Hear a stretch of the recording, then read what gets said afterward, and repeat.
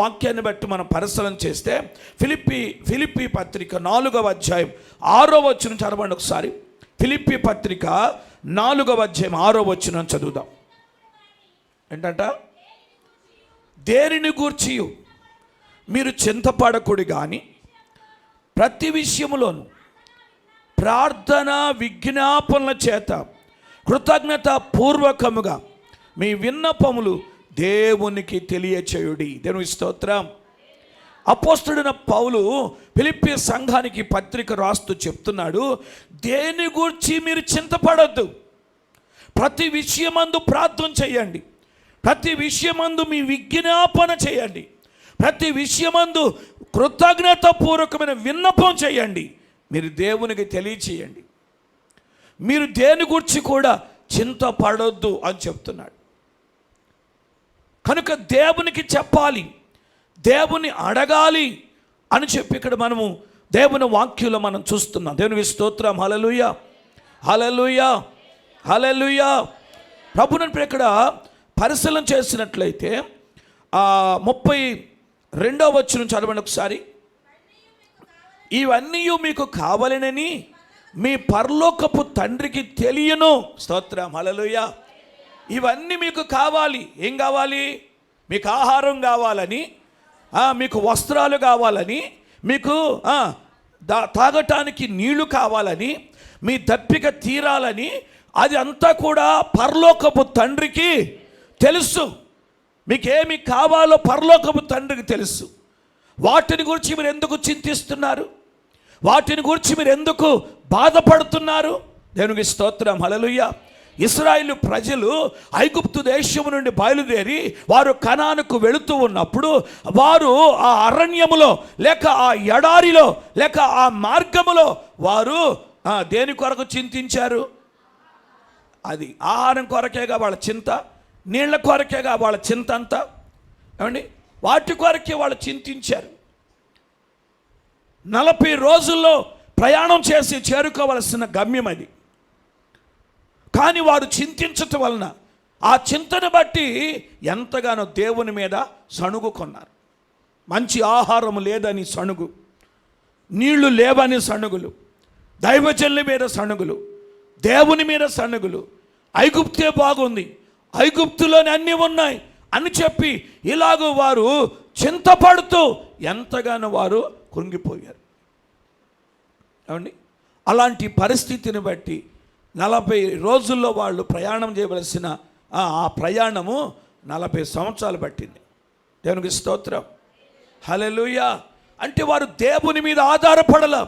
మా దేవుడు ఉన్నాడు, మమ్మల్ని ఆయన నడిపిస్తాడు, ఆయనే మమ్మల్ని పోషిస్తాడు, ఆయనే మమ్మల్ని సంరక్షిస్తాడు, ఆయనే మా దప్పికను తీరుస్తాడు అనే ధైర్యంతో వాళ్ళు ముందుకు వెళ్ళాల. అప్పటికీ వాళ్ళు దేని గురించి చింతించారో అదంతా కూడా వాళ్ళకి ఇస్తానే వచ్చాడు. మాంసం తినాలా అన్నారు, మాంసం ఇచ్చాడా?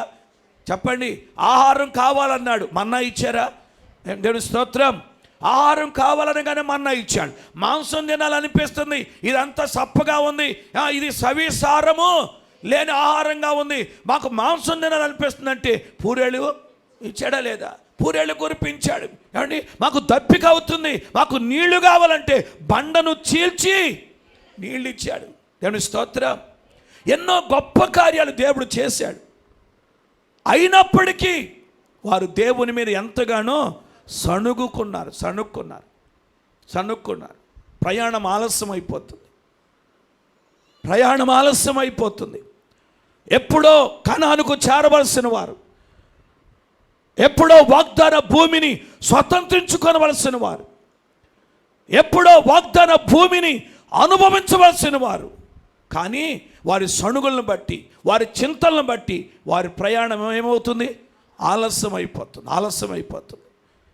చేరవలసిన గమ్యానికి చేరలేకపోతున్నాం, పొందవలసిన దాన్ని పొందలేకపోతున్నాం, అనుభవించవలసిన దాన్ని అనుభవించలేకపోతున్నాం. ఆలస్యం అయిపోతుంది. కారణం ఏంటంటే చింత. అందుకే చింతపడకుడి అని అన్నాడు. మీరు చింతించొద్దు, మీకు ఏది కావాలో అది పరలోకపు తండ్రికి తెలుసు. స్తోత్రం చెప్పండి. హల్లెలూయా. నా జీవం నీ కృపలో దాచితివే నా జీవిత కాలమంతా, ప్రభువా నీవే నా ఆశ్రయం, నా జీవం నీ కృపలో. అందరూ నా జీవిత కాలమంతా ఆశ్రయం, నా ఆశ్రయం, నా జీవం నీ కృపలో దాచితివే. కానాను యాత్రలో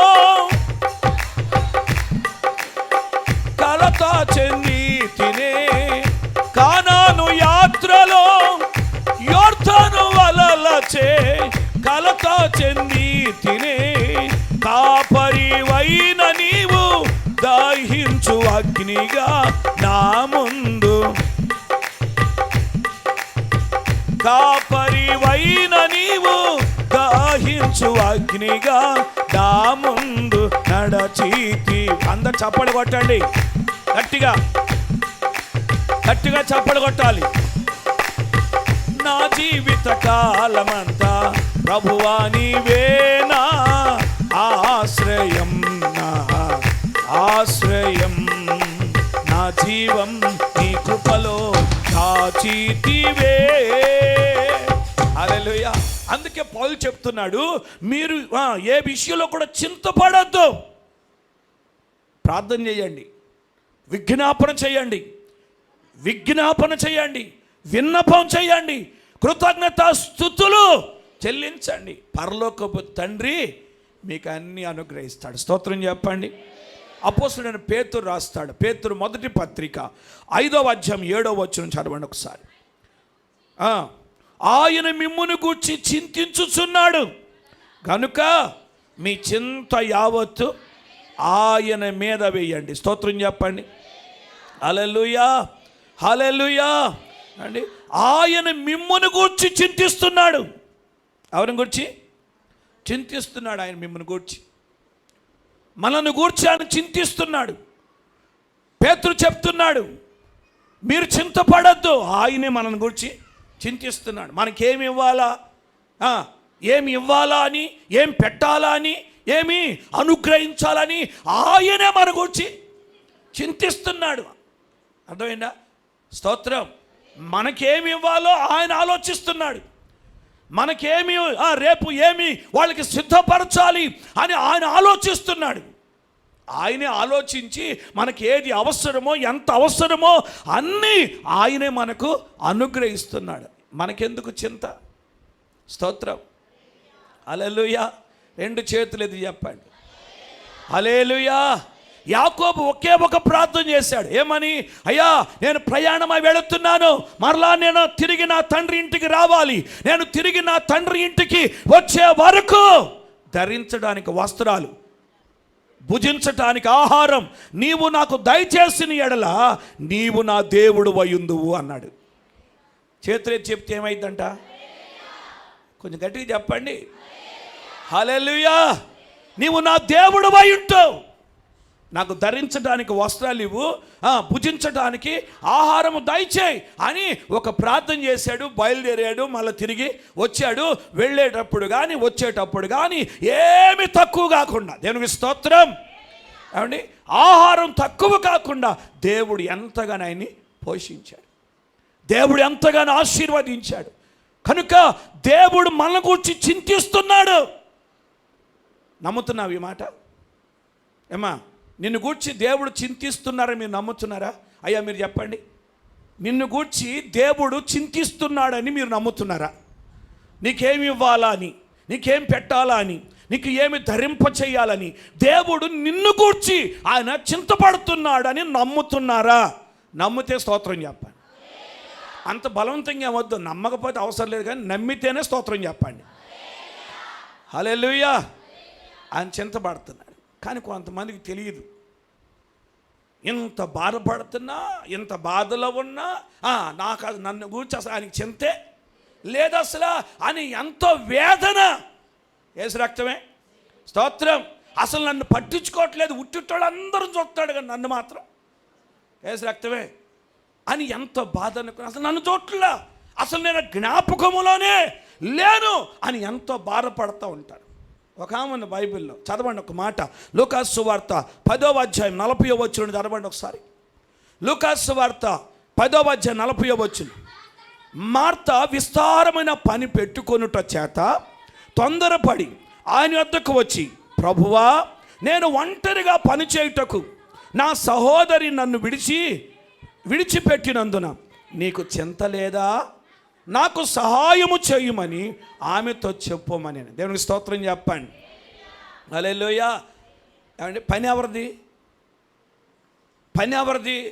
మార్త మరియది కదా అండి, వాళ్ళ ఇంట్లో పని కదా. ఇప్పుడు ఆమె విస్తారమైన పని పెట్టుకొని యేసయ్య దగ్గరకు వచ్చి, నీకు చింత లేదా? యేసు రక్తమే.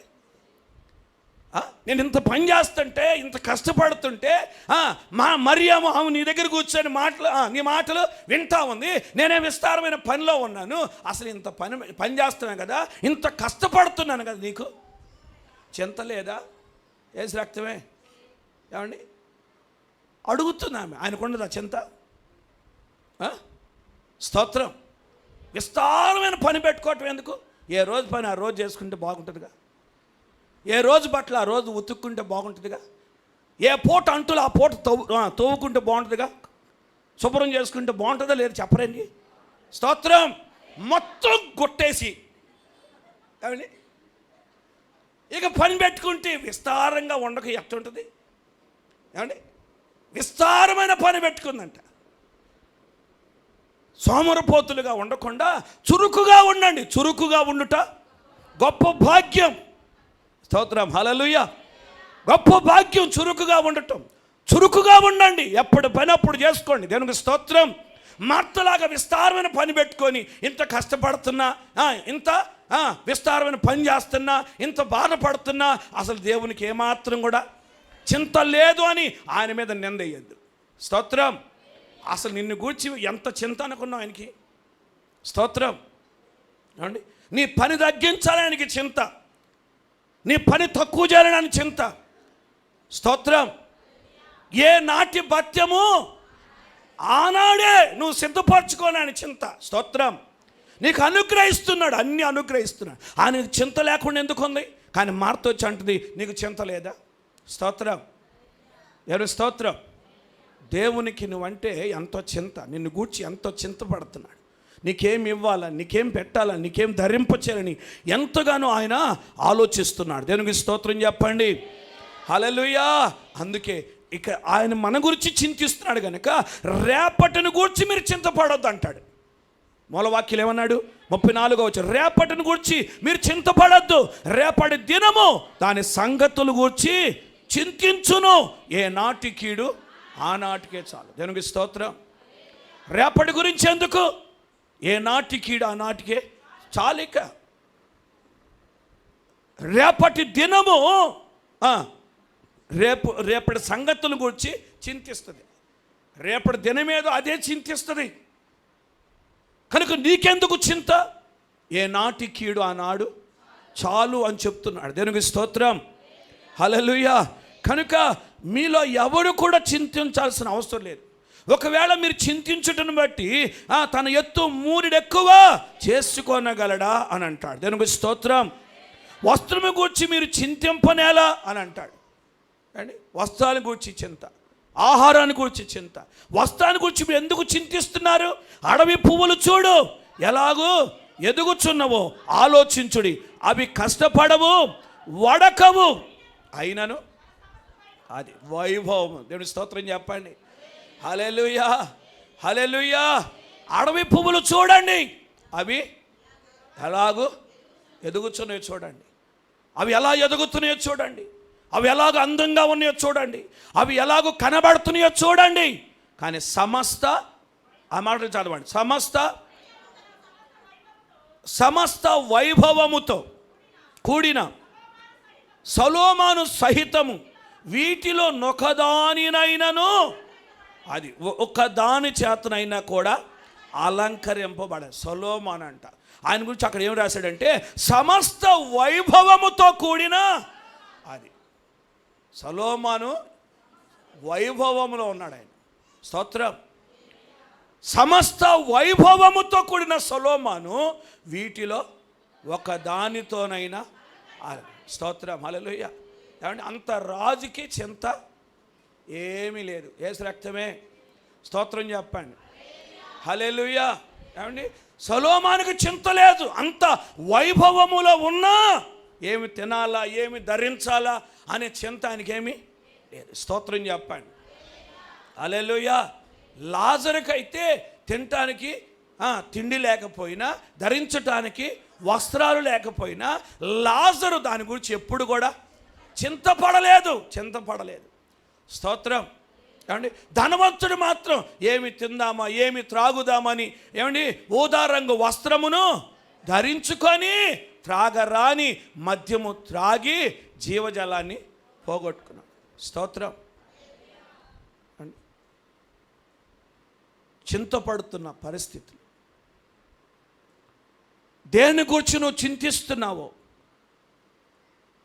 నీ ఆహారము కంటే నీ ప్రాణం గొప్పదని తెలుసుకో. నీ వస్త్రము కంటే నీ దేహము గొప్పదని తెలుసుకో. నీ దేహాన్ని ఎలాగో అలంకరించాలో ఆయనకి తెలుసు. నీ దేహానికి ఏ వస్త్రము కావాలో ఆయనకు తెలుసు. ఆయన అనుగ్రహిస్తాడు. దేవునికి స్తోత్రం. హల్లెలూయా. ఆయన గొప్ప కార్యం నీ పట్ల చేస్తాడు. ఏ విషయాలన్నీ కూడా లూకా సువార్త 12వ అధ్యాయంలో కూడా రాస్తాడు. లూకా సువార్తికుడు తను కూడా ఇదే విషయాలు రాస్తూ ఉంటాడు. దేవుని స్తోత్రం. ఏమండి అది విచారించొద్దు, అనుమానం వద్దు.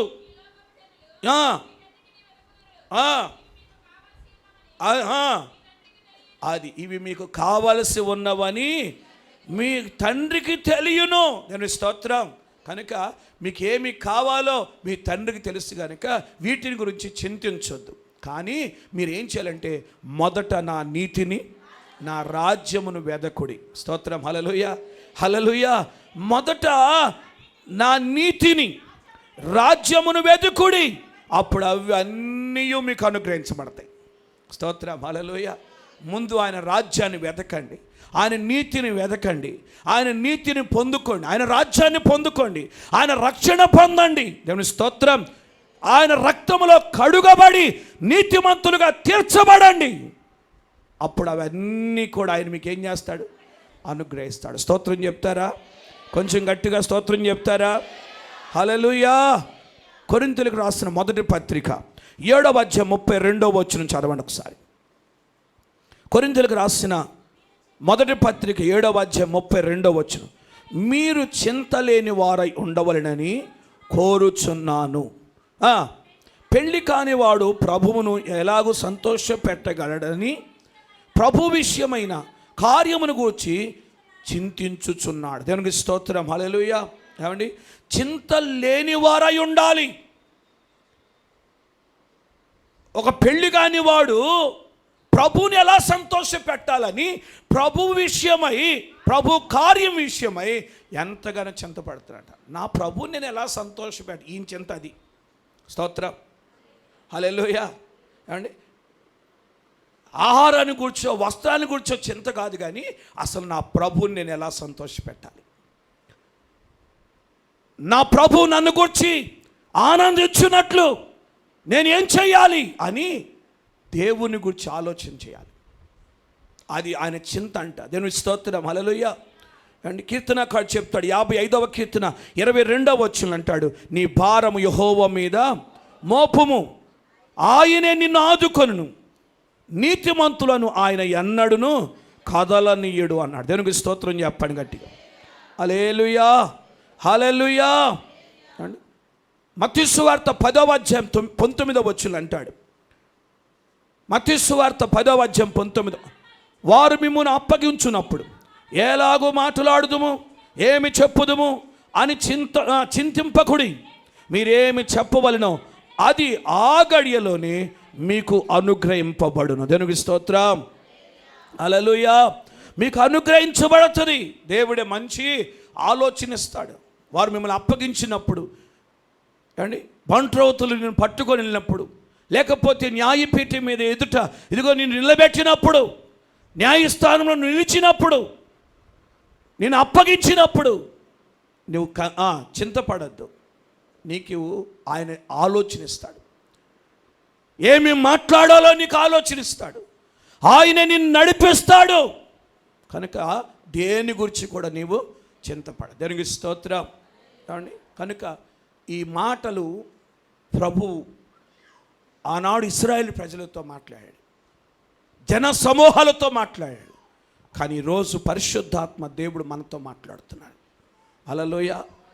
తిండిని గురించే వారు ఆలోచించారు కానీ, వస్త్రాల గురించే వారు ఆలోచించారు కానీ, ప్రాణంను గూర్చైనా దేహాన్ని గూర్చైనా ఆలోచించలేదు.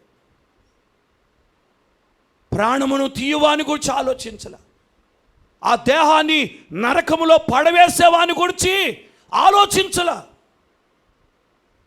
కనుక నీ ప్రాణము గొప్పది, నీ దేహము గొప్పది. నువ్వు నశించి నరకానికి వెళ్ళిపోకుండా దేవుడు నీ ప్రాణాన్ని కాపాడేవాడు, నీ దేహాన్ని రక్షించేవాడు ఆయన. కనుక నీ దేవునికి నువ్వు అప్పగించుకో. దేని గురించి కూడా చింతపడదు.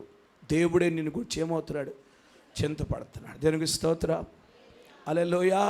కనుక నీ గురించి చింతపడ్డాడు కనుక ఎలాగైనా సరే నిన్ను రక్షించాలని, నిన్ను గురించి చింతించిన యేసయ్య ఎలాగైనా నిన్ను రక్షించాలని, మన పాపాలను బట్టి, మన దోషాలను బట్టి, నీ అతిక్రమ క్రియలను బట్టి ఆయన పట్టబడి, హింసించబడి, నిలువెల్ల నలిగిపోయి, రక్తమంతా దారపోసి మన కొరకు ఆయన ప్రాణం పెట్టాడు. నీ కొరకు ప్రాణం పెట్టాడు ఆయన. నిన్ను గూర్చిన చింత, నువ్వు నశించి నరకానికి వెళ్ళిపోతావేమోనని, నీవు నరకానికి వెళ్ళిపోకుండా నేను రక్షించటానికి నిన్ను గూర్చి చింతించిన యేసయ్య నీ కొరకు ప్రాణం పెట్టాడు. నీ కొరకు ప్రాణం పెట్టాడు, నీ కొరకు మరణించాడు. కనుక మొదట ఆయన నీతిని, ఆయన రాజ్యాన్ని వెతకండి, యేసయ్యను నమ్ముకోనండి, రక్షణ పొందండి, బాప్తిస్మం పొందండి. రక్షణ పొందిన రక్షణ భయముతో వణుకుతో కొనసాగించండి. నిన్ను గూర్చి ఆయన చింతపడుతున్నాడు, నిన్ను గూర్చి ఆయనకు వేదన, నశించి నరకానికి వెళ్ళిపోతావేమో అని ఎంతగానో దేవుడిని గురించి ఆలోచన చేసి నీకు ఎంతగానో సహాయం చేస్తున్నాడు. నీకు సహాయం చేసే దేవుడు ఉన్నాడు, నిన్ను రక్షించే దేవుడు ఉన్నాడు. పరలోక రాజ్యానికి నిన్ను వారసునిగా చేసే ప్రభు మనకున్నాడు. కనుక ప్రభువుని గూర్చి, ఆయన చేసిన త్యాగాన్ని గూర్చి ప్రభు సన్నిధిలో ప్రార్థన చేస్తూ, విన్నపం చేస్తూ, విజ్ఞాపన చేస్తూ, కృతజ్ఞతాస్తుతులు చెల్లిస్తూ, దేవునికి స్తోత్రం. దేని గురించి కూడా మీరు చింతపడద్దు కానీ ప్రార్థన చేయండి. దేని గురించి చింతపడద్దు కానీ విజ్ఞాపన చేయండి. దేని గురించి చింతపడద్దు, విన్నపం చేయండి.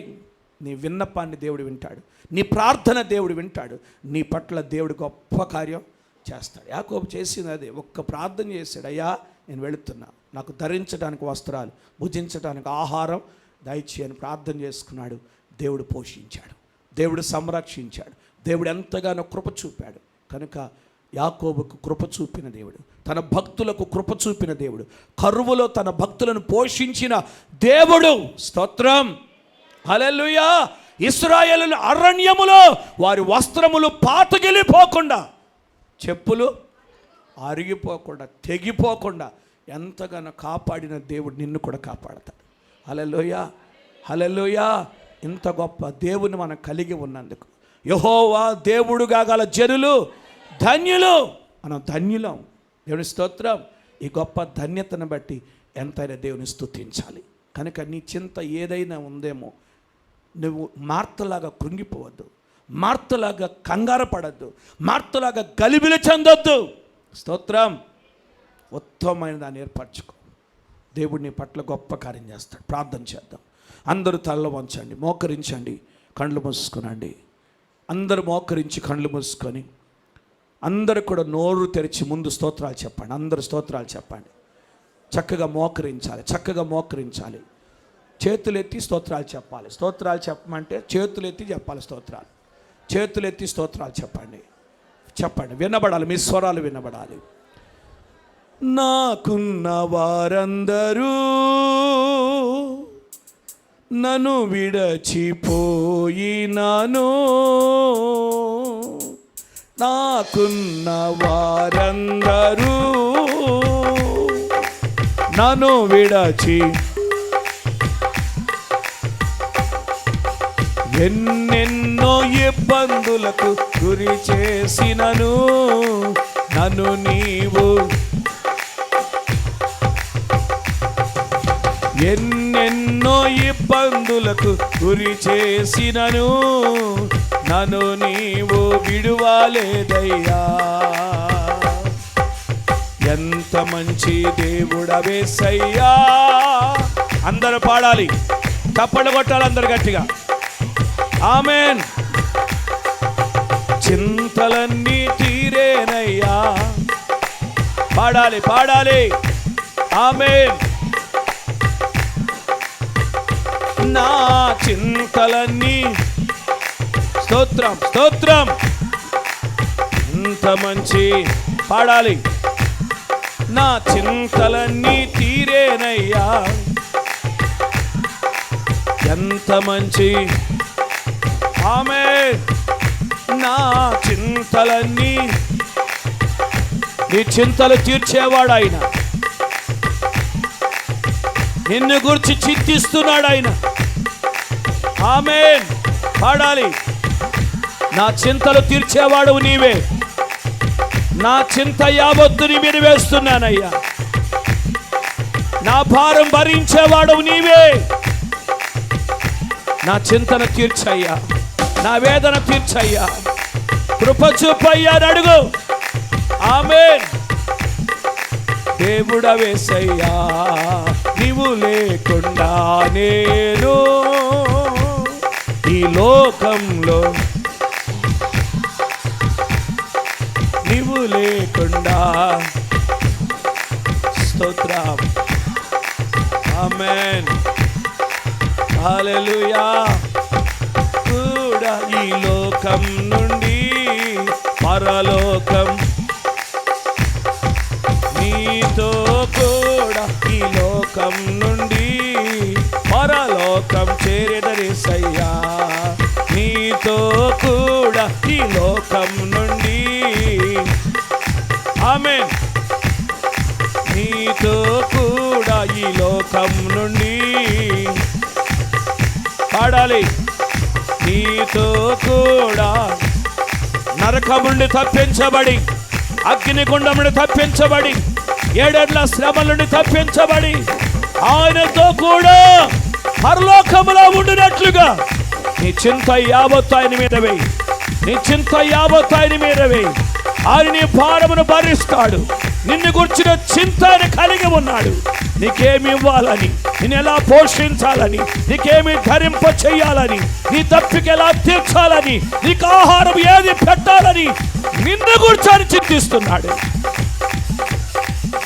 నిన్ను కూర్చొని చింతిస్తున్నాడు. నువ్వు నశించు నరకానికి వెళ్ళిపోవటం దానికి ఇష్టం లేదు. నీ ప్రాణం గురించి ఆలోచించు, నీ దేహాన్ని గురించి ఆలోచించు. నరకానికి వెళ్ళిపోకుండా వాటిని గురించి ఆలోచించు. తిండిని గురించి కాదు, ఆహారం గురించి కాదు, వస్త్రాల గురించి కాదు. నీ ప్రాణం ఏమైపోతుందో ఆలోచించు. నీ దేహం ఏమైపోతుందో ఆలోచన చేయి.